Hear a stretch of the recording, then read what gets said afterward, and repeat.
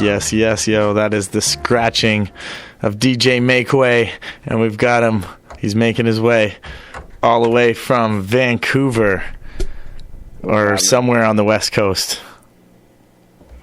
Traveling around. What's good, brother? What's good, man? Chilling. So you're traveling. You're on the road right now, right? I'm on the road right now, yeah. What part of Canada are you in? I'm actually just outside Golden, BC. Ooh, beautiful place. Yeah, it's nice out. It's very pretty. We got pulled over driving by Golden, BC. Yeah. Last time. There's like this one section where the highway just decides to go a lower limit, and it looks like you're still on the highway, and you're like, what? It should be this limit, but apparently they pull you over there. And I just freshly got some smoke flowing through the vehicle. Yeah. And luckily, he pulled us over, and the cop knew Swollen Members and knew Mocha only. Oh, did you have Mocha in the car? Yeah, I had Mocha in the car with me. Oh, sweet. Yeah, so he let us slide. Good. Everyone's pretty nice out here. Small town folk. West Coast living definitely nice out there. Yeah. So are you born and raised on the West Coast? Yep. Whereabouts? Oh, I kind of just bounced around the Lower Mainland. Yeah. I pretty much lived in every town. I was born in New West, which is like 20 minutes out of Van. Yeah. Yeah, I lived on the West Coast my whole life. Word up. You like it out there? It's good, man. I like it out here. I've been across the country. I don't know. I keep coming back here. I haven't moved yet. Yeah, I don't think there's a nicer place, really. You got the sweet spot. No, it's definitely pretty out here. I've been Surrey. Been there for a while now. That's a nice spot. It's all right. It's all right. You could go pretty much anywhere though. Like Whistler's dope, Kelowna's dope. Like any place around that area, you're looking at some mountains. And there was somebody who made a post the other day. They're like, to climb a mountain, go for a hike, or go to the beach. The three choices someone living in BC has every day. Yeah, man. I've gone snowboarding and hit the beach in the same day. That's too cool. So, yeah, it's not too many places you can do that. No, I need to do that in my lifetime. That is a must on the bucket list. So, yeah, BC is good for that. That's dope. So you did, speaking of traveling, just went all across Canada with Snack the Ripper, tearing it up. What was it like being on the tour? Any highlights? What was some of your favorite cities that you went to? And just a little recap of the tour, brother. Yeah, man, it was really good. That's my second year going on the tour. It was good. A lot of towns showed up this year. Like, we had a ton of sold-out shows. Alberta's always really good for us. Calgary was dope. Edmonton was crazy. I saw some chick just beat the out of someone in the front row. Brutal. Stuff like that. Not that we really condone that stuff, but, yeah, people went nuts. Alberta's always good. Toronto was good. Montreal is always dope. One of the smaller towns, I think Barrie was really dope, too. Yeah, Barrie was dope. That was fun. Barrie was good. Just a really good tour, man. Everything went smooth, no problems, really. It's a good tour to be on. Stomp Down's a team. It's a good team.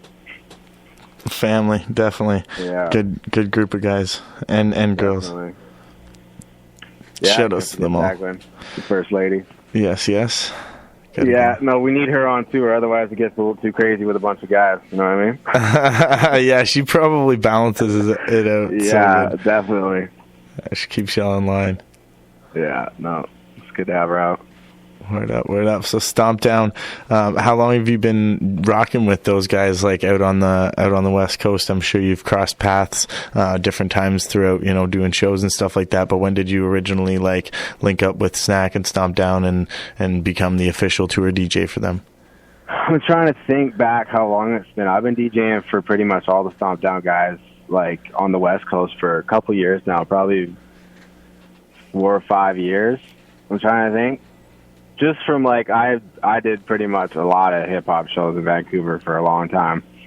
some just residencies I've had at clubs, and sure enough, every time a dope hip hop act comes to town, either Merc or Snack or Castle or Evil, someone's always on the bill. So I was just rubbing elbows with these guys for a long time, and I thought they were dope. They thought I was dope, and then last year, Snack finally decided to bring me on tour because he had D-Rec.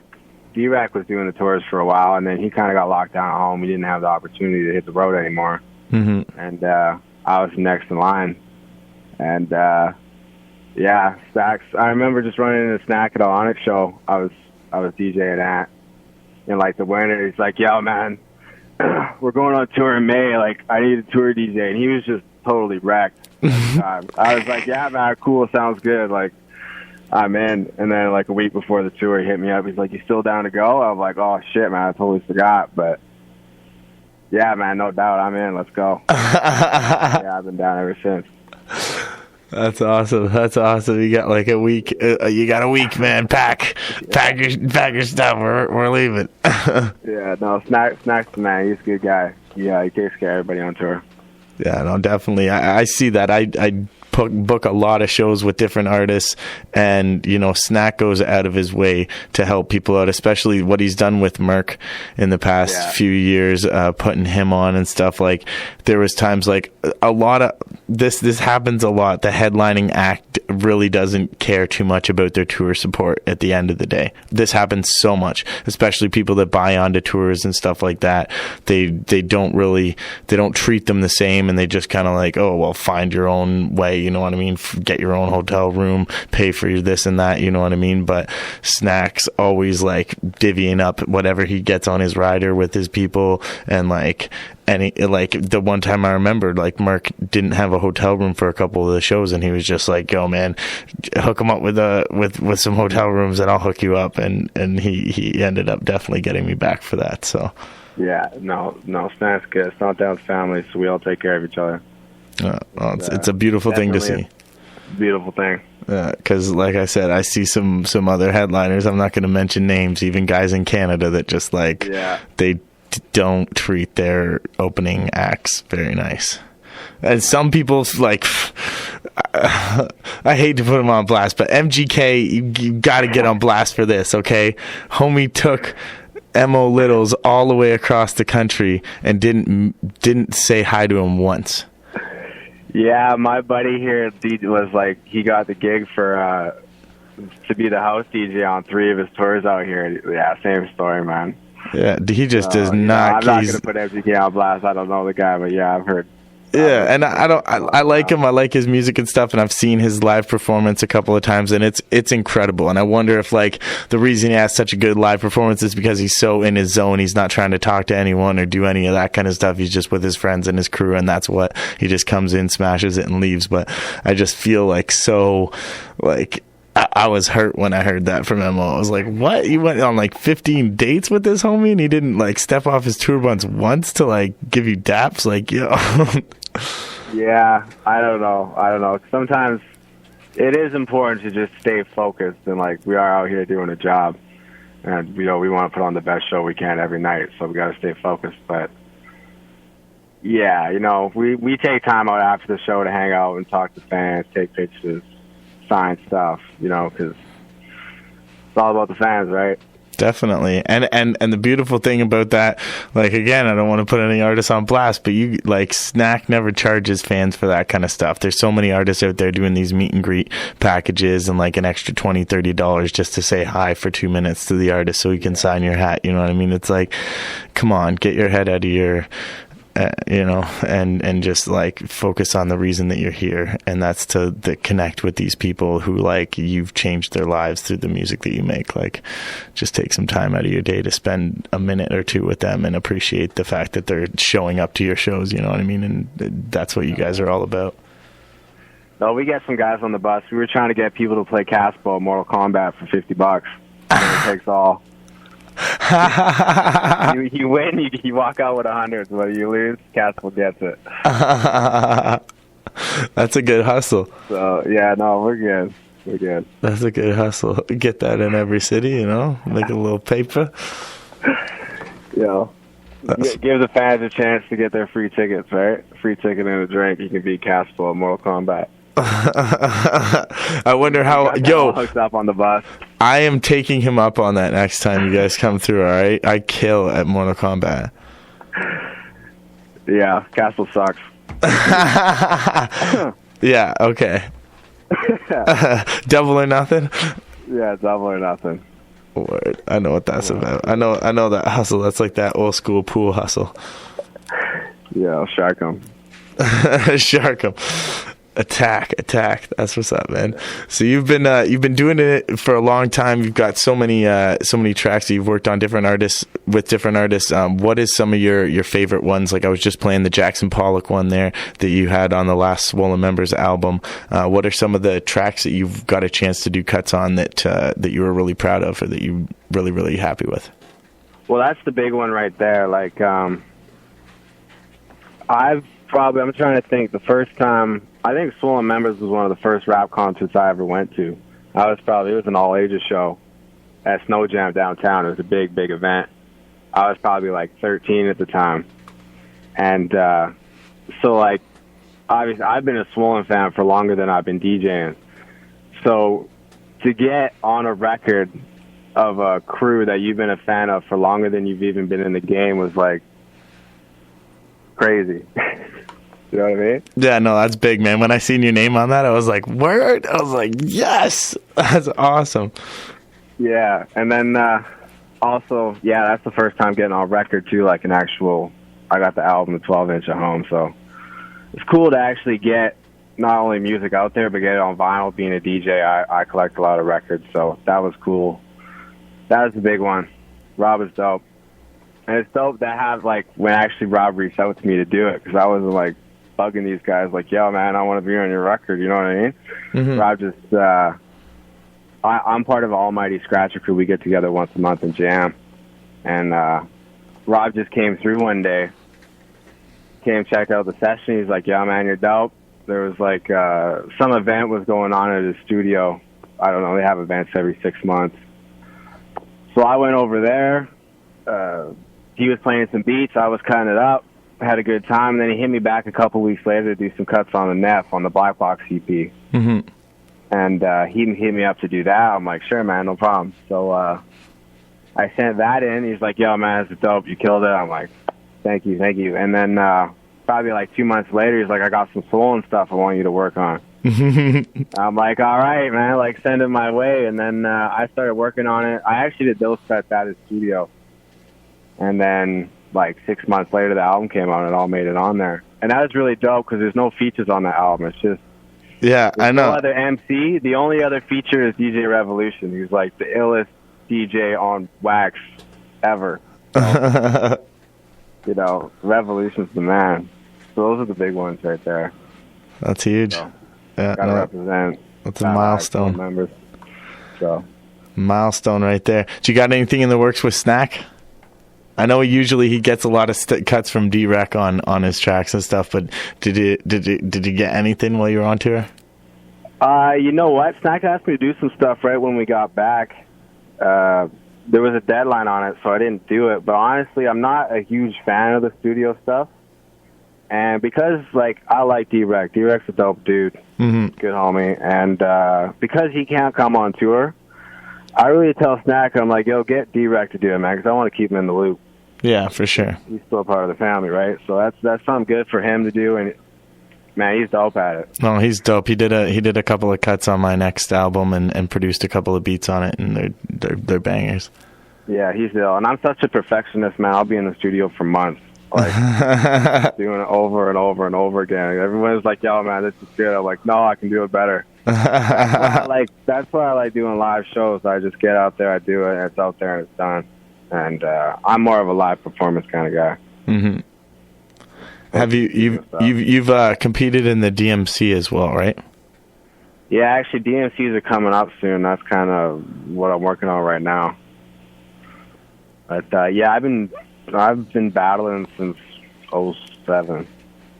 07 in the circuit. And I know you are also friends with and know the DJ that works with me a lot, which is DJ Vecht out here in the Waterloo area, and we had him on the radio show a little while ago. When did you guys link up, and how did your relationship like blossom into what it is? I met Vecht in 2013 in Toronto when I won the West Coast DMCs, and I went out to Toronto for nationals. And I met all the guys out there, Vecht and Juice and Crime One, Ricks, Cancer the Crab, all those guys out there. A couple more. Vecht is dope. Like, I seen his stuff online, and I'm like, yeah, dude's good. Dude's really good. And then I see him live, I'm like, all right, this guy's world class. Like, this guy's ill. And he's funny. He's a funny dude, because, like, in person, he's super, super nice and really, like, humble. And then he gets on stage and says some, like, totally ego stuff and just drops the mic and walks off stage. And I just think it's hilarious, because it's such a stage thing. But, yeah, Jake's a good dude, man. Definitely. We jammed for a bit while I was out there. I tried to link up with guys when I'm out there, but we're in town for a day, and then we're on to the next town. But yeah, shout out to Vecht. He's like 2-3-time world champion, man. He's a beast. Representing one of the best out there, best in the world, coming from Waterloo. Mm-hmm. Yeah, hell yeah. Respect to Vecht. Enough respect to Vecht, definitely. Oh, that's dope. That's dope. Have you got a chance to battle him before? Just at nationals. Yeah. He laid it down. We won't talk about that moment. Yeah, there's a definite gap. Like, there's a big gap between him and the whole rest of the scene. Like, he's next level. Yeah. He practices all the time. Like, yeah. Every day. Like, I've got 2 records that I've been sitting on to get him cuts, and like, we're good friends, and I've had him out to tons of shows, you know what I mean? He's done cuts on records before, but like, getting those 2 tracks is like pulling teeth. Like, I see him like almost every week, and he's just like, oh, just working on some new stuff. And I'm just like, dude, please, like, hook up the cuts. And he's always every day working on something. He's playing instruments now, learning guitar and stuff. I'm like, this dude's a musical genius. Yeah, you wanna succeed, you gotta put in full time. Definitely. So it's like, when you're an artist, you're really working for yourself, and when you work for yourself, you work 24 hours a day. There's no downtime. Yeah, definitely. Because every time that you're sitting, you're just like, I could be doing this. yeah, definitely. It's fun though. It's fun, but I'm sure you enjoy your downtime once you got back from the tour with Snack. What was that like? The week that you got home? Yeah, I actually flew home early after Thunder Bay. I was like, all right, man, like, I gotta get home. I had some personal stuff I had to deal with at home, and there was only a couple shows left. We booked, I think, 3 shows on the way west after we did pretty much the whole tour. So I'm like, I gotta fly out of here, man. So I went home, just relaxed for a bit, took care of some personal business and whatnot, and yeah, it's good to just be back in your own bed after you've been on the road for so long. Definitely. You know? So many towns, so many hotels. I can't remember which hotels, what town, and it just becomes a blur. How long was that tour? That was like 3 weeks? No, the whole tour was 4 weeks. I went home like 5-6 days early. Deadly. And then I met up with them back for the Surrey show, which was good. It was sold out. Dope. Surrey. Surrey's always good. Yeah, that's like the stomping grounds, right? Yeah, actually, the gig we played at is like 3 blocks from my house. It's right in Wally. Nice. So, it's good to be home. Yes. Back off the road now. What's the plans? What do you got coming up next? You got any gigs out there in Vancouver area? I've been kind of chilling on the gigs right now. I really just want to work on DMCs. Like, last year, I kind of just threw my stuff together last minute. I didn't even have a full routine. So this year, it's going down this year. So DMC is it's like Olympics. You really got to train for it. It's not just like a gig and you're going up and doing your set. You got to come with something brand new. Yeah, pretty much every year. So I'm really into like the training session right now. Yeah, no, that's what it is. I know Vect is in the same thing. I'm like trying to get him on a few shows out here. I got like Mayday coming up and a couple others, and he's just like locked in like pure training mode. Yeah, so I'm pretty much locked in. I got some other projects. I'm trying to put out an album. I've been kind of trying to put out for the last couple of years because I make beats as well, but it's another thing. I just take my time with that. So between this and that, yeah, DMC is right now top of the list, so. Word up. You got beats, though. Where do you have any online or anything that people can check out? Nope. Nope. Just hoarding them? Just hoarding them till I drop the album? Myself. But, no, I hope to put something out there. I want to put an old classic album out because this last couple of years I've really just been collecting the old school samplers, all the 12-bit gear, basically all the machines that were made to use my favorite music, I'm making to make music with. So, right now, I'm just really getting an SP1200. Boom, boom. So, smash them out. Yeah, well, I like making beats. I got a ton of records. I got to use them. Yeah, definitely. If you got anything cooking, you know, I'm over here. Where, bro? No doubt. Yeah. Were you working on an album with Primo? Did you get some Primo beats? I did a whole mixtape. Like I've been doing mixtapes for time with Primo beats, and I was just like, you know what, I'm just gonna put together one project that's just full Primo beats. So I put that out, did a bunch of videos for it and stuff, and just got it out there. My goal is to obviously get an actual Primo beat, and I know it's right there. It's right there. Within a year or two, like I'm on it. I've worked with so many people that he works with. It's like impossible for me not to make it happen. Yeah, Primo's a good dude. I think the last show I did in town here was the Prime show. Yeah. So I actually got a minute to sit down and chat with Primo. I had to ask him a couple questions because I got all the gear he used back in the day, the 60 and the F950. So I had to ask him a couple questions. He's a good dude. He doesn't really use that stuff too much anymore. Now he's on the Renaissance, but Primo's a good dude, very knowledgeable, legendary. Yeah, no, he's crazy. His memory is phenomenal. I don't understand it. I've listened to countless interviews. There was one famous one recently that he did on the One Epstein podcast with Peter Rosenberg and Cypher Sounds, and it was a Prime interview, so it was him and Royce da 5'9", and he was just like going through all these tracks that they made like 10, 15, even 20 years ago, and he can like remember what happened in the studio session, like this person said that and this happened here, and I'm just like, this dude is next level. Yeah, well, back in the day, you know, it's like nowadays we just bounce files through the net. Mm-hmm. You know, like I'm out here, you're out there. We want to work on a track. I send you the beat, you lay the verse, you send it back. Nobody really like sits down in the studio to have the producer in there with the MC and the engineer, like all in the same room. So you don't hear those stories too much because it's, you know, you're up at 3 a.m. in your studio. Yeah, by yourself. I'm at home in bed.